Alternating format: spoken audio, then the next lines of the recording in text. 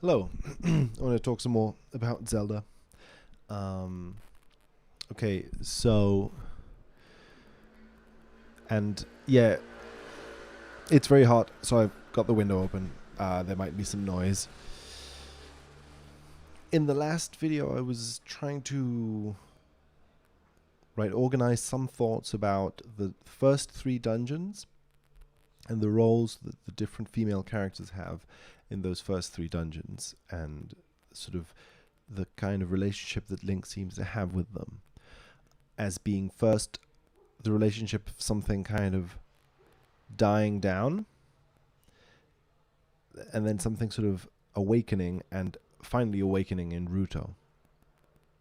And it seems to awaken mostly through an encounter with the archetype. So it's like this real person, Saria, there's a separation between Link and her. Then there's like an encounter with this mountain as a sort of spiritual place. And then you head towards Ruto.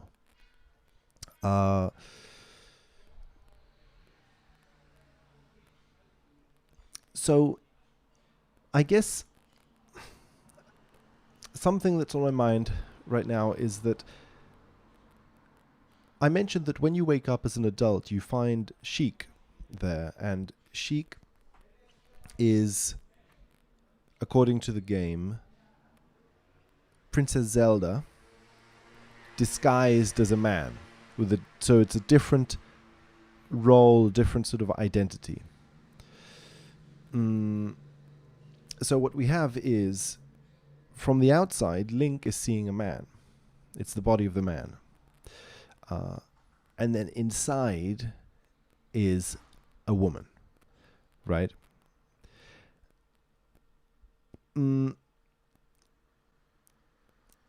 This idea of a male sort of outside and a female inside felt symbolic.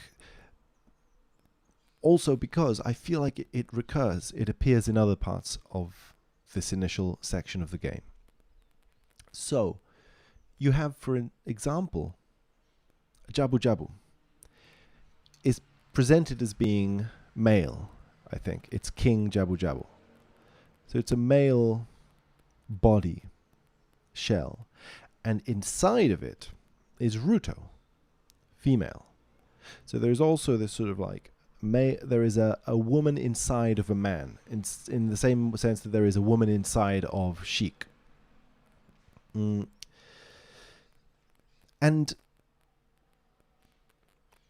then there is also another kind of sense, it's a little more abstract, I guess, but it's just Link himself has a fairy. The whole story is, right, Link is the boy without a fairy, and then he acquires a fairy. And the Navi, from what I can tell, is female, presented as female by the game. And Navi is fluttering around and outside of Link.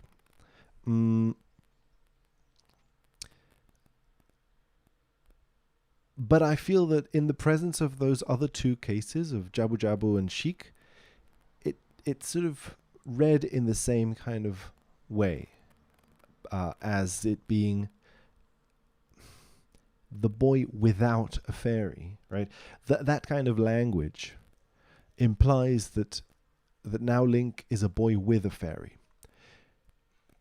It implies a certain kind of possession, right? So it's not that Navi and Link are equal in some way, but that now Link has a fairy. It's not that the Navi has a boy. That could be the case, but what I mean is that the game is not focusing on that side of the equation. It's focusing on the way in which it is Link who now has a fairy as one of his inner kind of possessions, skills, traits. I feel as if Navi is presented as becoming part of Link's personality. Right now, Link can use Navi in a whole series of ways. Right?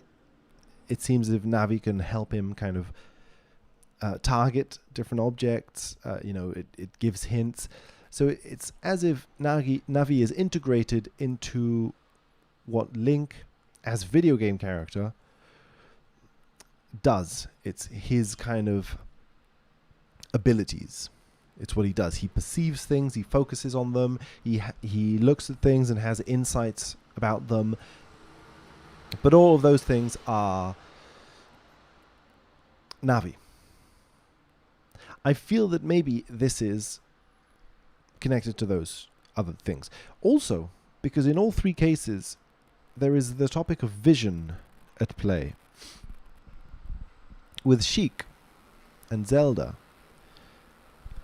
Sheik dresses in the Sheikah symbol, which is this big eye on the chest area, right?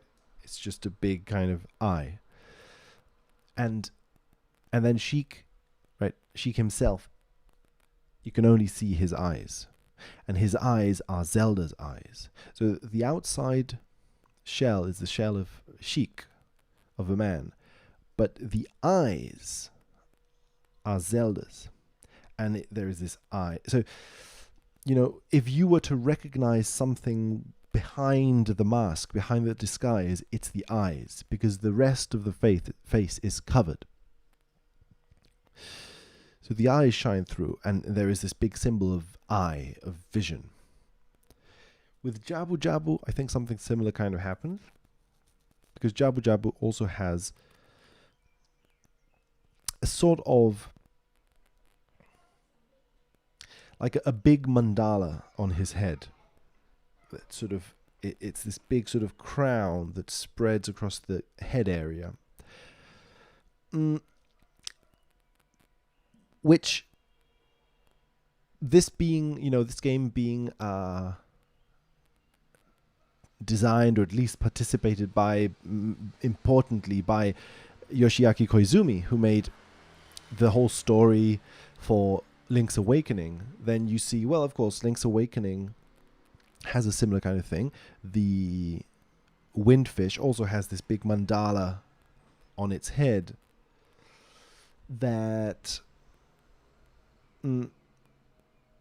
I feel like it correlates to these sorts of ideas of third eye, or like, it's a point on the forehead that could represent vision, maybe of a more spiritual kind or something. I feel like maybe it's playing with those ideas.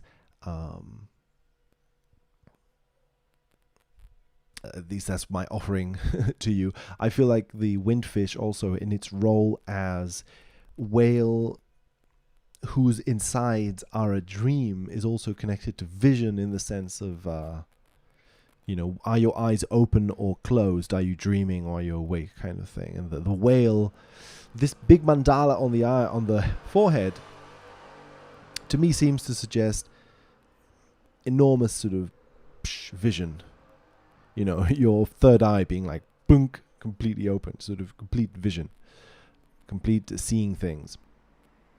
So anyway, it's this outer shell, like Sheik, an outer shell of with an eye plastered on it, which is a male outer shell with an eye, and then there is a woman inside, sort of living inside that shell.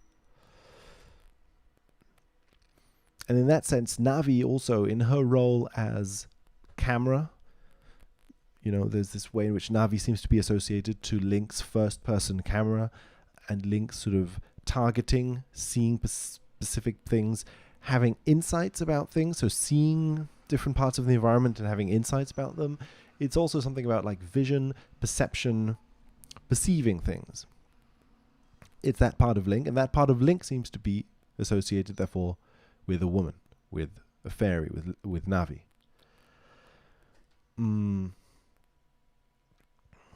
Okay. So I suppose what's okay. So what can we say about that, right? If that is a thing, what can we say about it? Well, it's like clearly the idea of male and female is being used in a symbolic way, as it tends to be in folklore, mythology, dream kind of poetic symbolism of this sort, as art tends to be, right? So I feel like there is some way in which the gender stuff in this game is connecting back to real behavior, the real behavior of real people, and real kind of gender as it is understood, as the behavior of people. And then it's also like there's this abstracted form of that, which is pointing towards the way in which the words masculine and feminine end up pointing towards things that are archetypal and that therefore belong to all people, right? That all people, men and women, would participate of these archetypes in the way that we all participate of yin and yang, basic unions of opposites of this kind. In that way, then, it seems as if the game is saying, okay, so what we call the masculine archetype is some sort of a shell. It's the outer surface. What we call the feminine is the inner surface, the inner hidden side of things. The male is visible, female is invisible inside. Right? I think this completely tracks the way in which gender roles are used in mythology very often, which is precisely the idea that, right, it ends up going hand in hand with this stereotype that women are sort of mystical and connected to the spirit realms and to emotions and things like that, and that masculinity is all about just plain, no disguises kind of visibility and action and physical sort of presence. Right, so it's playing with those stereotypes, as mythology tends to do. And so if we can abstract that and see what it's trying to say, I think that what it's trying to say is there are these two archetypes, and they are related in this specific way, where one, it seems to be an archetype that connects to visibility, and the other one, an archetype that is not seen. But the archetype that is not seen, the inner, like, female archetype, is the eyes. The eyes of Zelda peeking through. It's the eyes through which the visible sees, or something like that. So anyway, it gets into abstract poetic territory, but I think that something like that is being said by this sort of interplay of archetypes.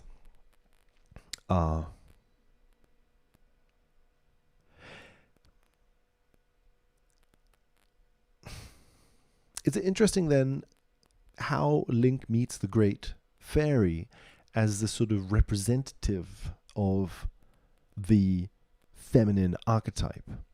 In a sense, it's interesting also because the Great Fairy emerges from a fountain. So, in some way, you could also say that she is hidden. She's hidden inside a fountain, and this fountain very often is hidden under the earth, in caves. Right? The Great Fairy is often found in caves, so you have to go down into some hidden place, and then she's hidden inside the fountain. This water is sort of eternally gushing from the fountain, and she gushes out from the fountain. It's as if almost she were a representation, a humanized representation of the water that gushes from the fountain, or even the origin point from which that water gushes forth, right? The origin point is invisible. You can see that water is coming out, but you can't see where it's coming from. You can't see the place where it's coming from. So I think maybe that's part of it. But then, okay, so she is this sort of like incarnation of the feminine archetype in this symbolic way.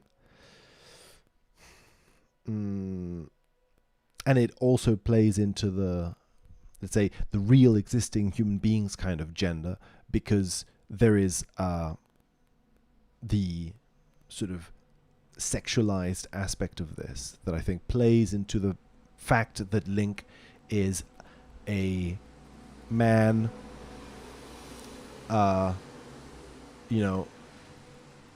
portrayed by the game to be heterosexual, who is encountering these women in the game and having a sort of libidinal relationship with them.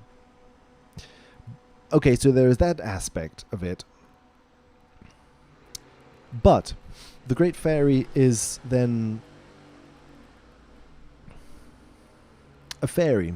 And we start the game saying that Link is the boy without a fairy. So Link is the boy without a fairy.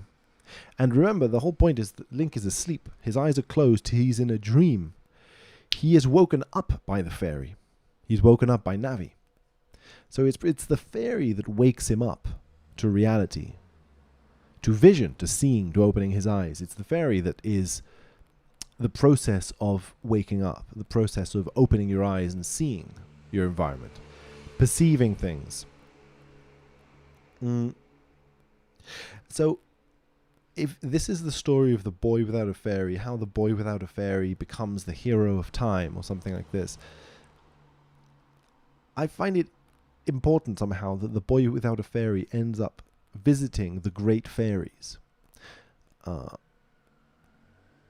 He ends up entering into contact not just with an individual fairy called Navi, but with like the fountain of fairies itself, the place from which fairyhood emerges, which maybe could be the place from which the feminine archetype emerges. So Link, some sort of a feminine archetype, has emerged within him. The part of himself that is connected to perception, intuition, emotions, all the sort of things that are associated to the feminine archetype. Right? Something about that has awoken in him. He was asleep. He was sort of in some ways ignoring the world. Now he's seeing, perceiving, feeling the world. When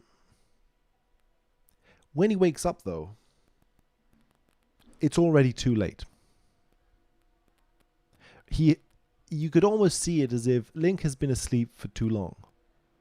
There are consequences that need to be attended to. There is like a karma that needs to be lived through.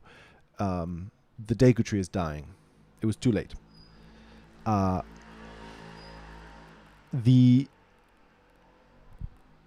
This is completely connected then to Link separating from Saria. Right? So there is some story with Saria that we don't see. It was happening before Link had a fairy.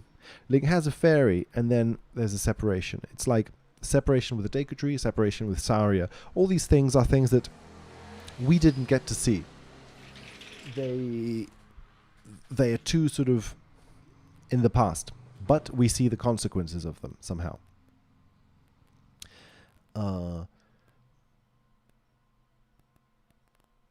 So we start with facing consequences. We start with death. Facing the consequences of all the death that has happened from not being awake somehow. And then Link goes to the mountain, meets. So the first step he takes, in a sense, after having a fairy, he's been a boy without a fairy, he has a fairy, and the first step he takes is going to the top of the volcano. And the first great fairy, because he encounters several, right? But the first great fairy is the top of a volcano.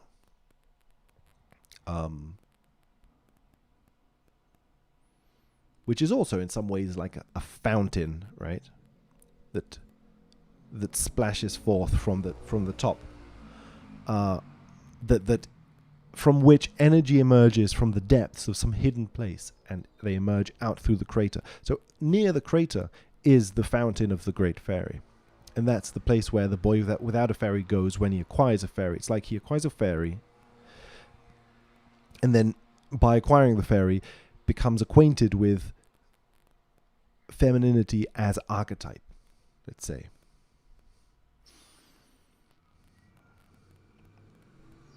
It's interesting how this maybe connects to the progression through the dungeons as how would you say, as vision expanding. You know how we were saying in an earlier video of this that the first dungeon seems to be connected to darkness and not seeing, and then an eye opening up in the darkness.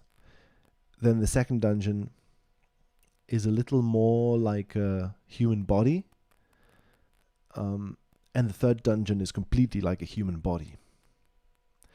It's like there's a gradual perception of like, whoa, I'm in a body, or whoa, this is real, or something. This world I'm in is alive, you know, and I'm actually here. I'm actually relating to it.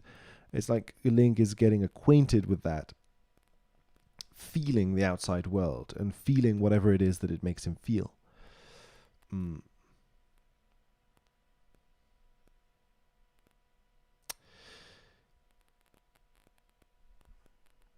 this passes through seeing the Great Fairy in... So going to that fountain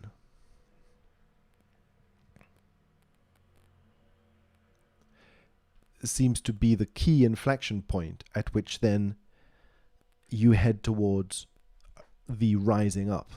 Jabu Jabu rises up from the water. You rise back up from death. And a relationship now emerges between Link and Ruto. A real relationship, something that isn't archetypal.